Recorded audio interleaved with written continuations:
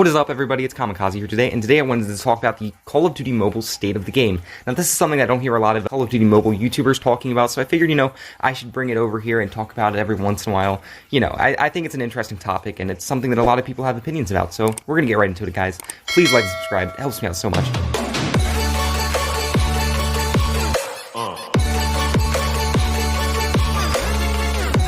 Okay, so back in my old game, Warbots, a lot of people used to talk about this a lot, and it was a very trendy topic. A lot of people, we'd have like a mosh pit kind of in the comments section where everybody would talk about, their opinions, and it would almost be like a debate. I bring my side, but you guys really, you have to complete this video, really. You have to go down the comments, and you have to say your opinion, really. So, I encourage everyone to either, go down and agree or disagree. Please be respectful to everyone, There's no need to bring hate or negativity into this comment section or, to get personal with people. There's no need for that, guys. Remember, at the end of the day, it is just a game. So, people having differing opinions, it's not that big of a deal. So, yeah, in Season 10, we had a pretty decent update, in my opinion. A lot of people didn't think so.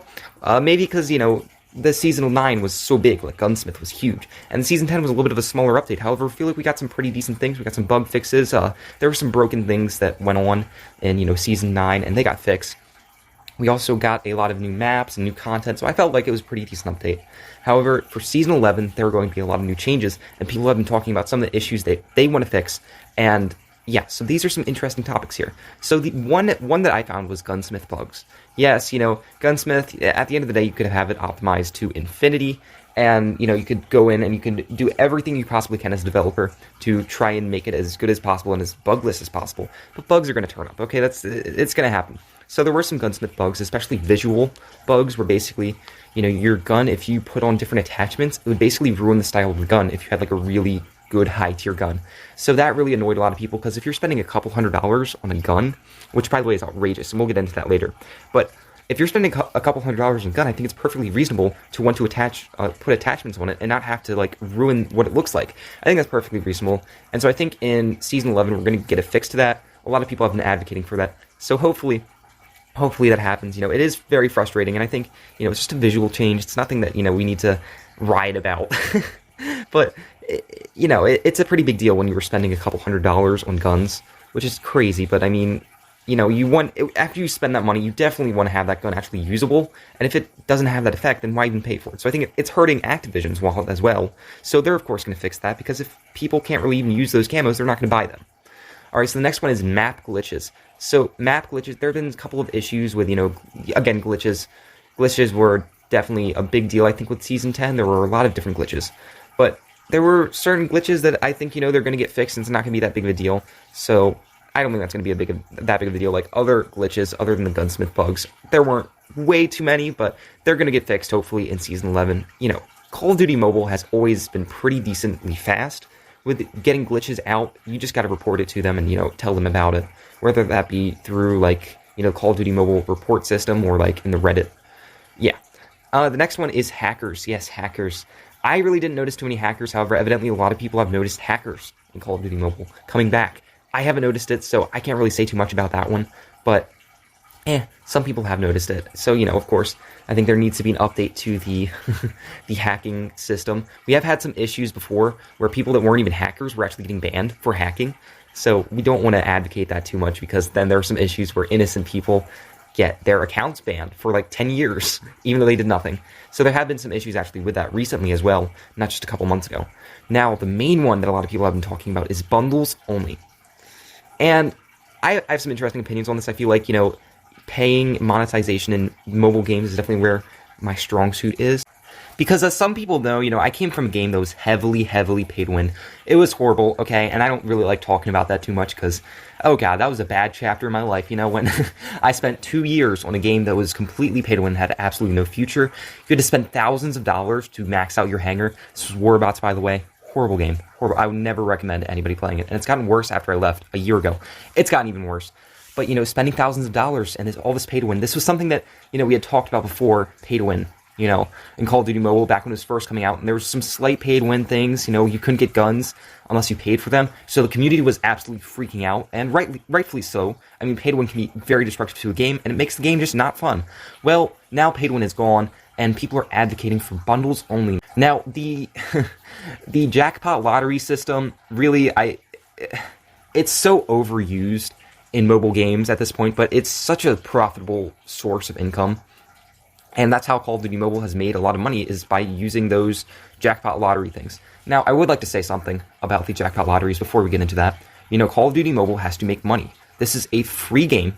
It's free to download. You don't have to pay.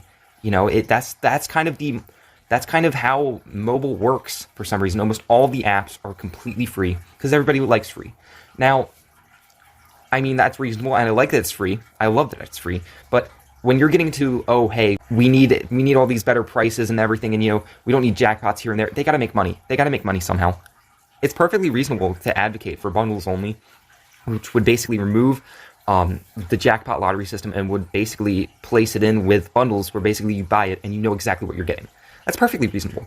But I think, when people are going out and saying that, this game sucks because of that, I feel like that's a little bit unreasonable, bundles is, yeah, it's fine. But, when you're getting into kind of the monetization of this game, I feel like that's something that, we're very lucky to have a game that's not pay to win, and to kind of advocate for cheaper guns and stuff. I feel like we're very lucky with what we have right now, so we wouldn't want to push it too much. But yeah, bundles only I think is reasonable. Buying a gun instead of for $600, maybe getting a bundle, I feel like a lot more people would be willing to pay for that. I personally am a free-to-play player, so I can't speak too much about, paying for things, but I feel like $10 as opposed to $600 for a gun is quite reasonable. However, I must say, the jackpot lottery systems have gotten a little bit better, because now we have duplication protection and stuff like that.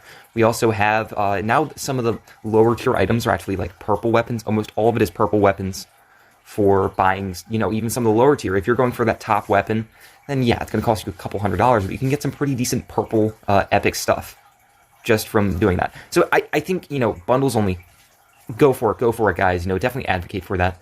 But if you're going to say this game sucks because it has, like, jackpot systems in it, I think we need to look at some of the other mobile games out there that are absolutely horrendous with pay-to-win. And the fact that we don't have pay-to-win in this game, we are very lucky, okay? So, people are saying this game sucks because of the lotteries. It's just a skin. It is literally, like, you don't have to pay for it, okay? If you want to pay for it, go ahead, have fun. But it's just a skin. It doesn't help out with you at all. So it's not really going to affect you if you don't buy it. It's just a visual effect. Now, the next one is optimizing BR. Yes, BR. Now, I have enjoyed Battle Royale. However, I've noticed a couple of issues with the Battle Royale. It is quite laggy sometimes. It is quite laggy. There are a lot of bots. There are issues with Battle Royale. There are a lot of issues. And Battle Royale games in general on mobile always have had some sort of issues. So they're talking about optimizing the Battle Royale because it can get quite laggy. It can get quite laggy. Play like a Warfare, like the 20v20, and it doesn't feel like high FPS. It just feels, and the connection's always bad. I'm always lagging in Battle Royale. I don't know why. In multiplayer, I'm perfectly fine. But as soon as I get to Battle Royale, and I think it's just because you're loading in so much of the map, like the render distance, the things it's rendering in go out for so far that I think, that definitely has something to do with it. But yeah, optimizing the Battle Royale. I wish there were settings where we could kind of like adjust the render distance. Kind of like if you guys have ever played like Minecraft, where basically you can make it like 32 chunks or something, or you can make like 4. Now 4 would be the lowest, and it just renders like basically what's slightly like almost directly in front of you. And then 32 chunks would be like very far away, highest, maximum, like if you have a really good computer or something like that. So I feel like something like that, I feel like that would be a solution, as well as optimizing it, of course, however, giving us a way to adjust the render distance for older phones, because I have a Samsung S10 and it still lags a little bit in Battle Royale, and the S10 is actually not too old now, and it's pretty good, I must say. I've been doing pretty good in multiplayer with lag. However, for some of those older phones, I feel bad because you might not be able to play Battle Royale. And even with the best phone, I actually have to put Battle Royale on the lowest settings possible for graphics, because that is how resource intensive it is. So, yeah, I think Battle Royale has a lot of issues. It still does. I mean, the issues are slowly getting fixed, but yeah, that's what I think about that one. Now, better server. Oh, this is an interesting one. We've had some issues with desync, and the desync has actually gotten a lot better very recently. There were a lot of issues with desync a while ago, and for the most part, I think it got fixed. However, some people have been complaining of a bad server, and I've actually experienced this a little bit in multiplayer. Although, I don't lag as much as in Battle Royale, I have seen these lags happen actually kind of frequently in multiplayer, more frequently than I used to. Before, in Season 9, I actually didn't have any issues at all. I could play in my basement and have no lag spikes at all.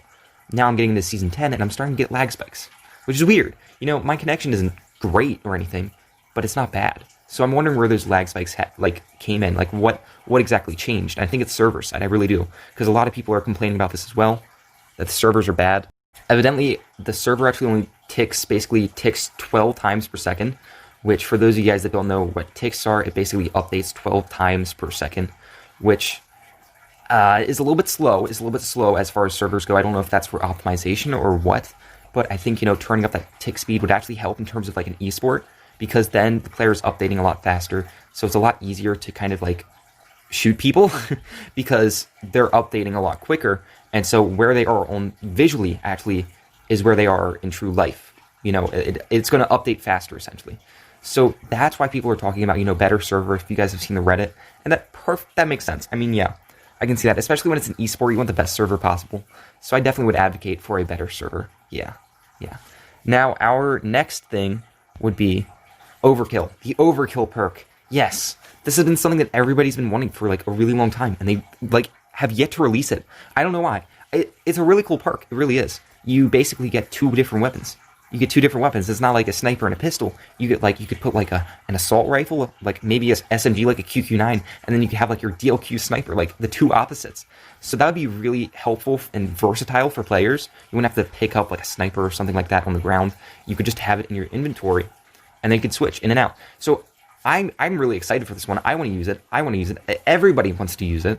A lot of the YouTubers are waiting for, you know, the ability to use this, because that would be a game changer for this game. You know, I think the increase of sprint speed for the red perk has dominated for a long time.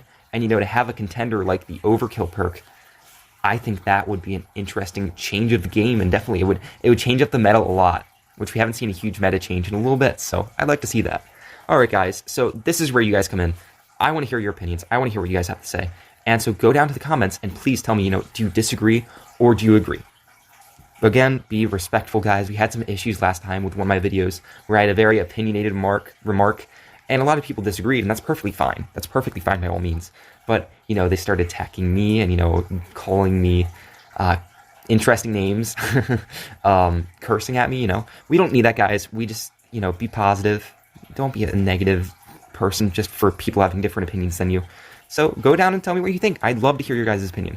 Alright guys, thank you for watching. I will see you next time. Have a great day, everybody. Please make sure to like and subscribe. I will see you next time. Bye guys, I love y'all. Walk with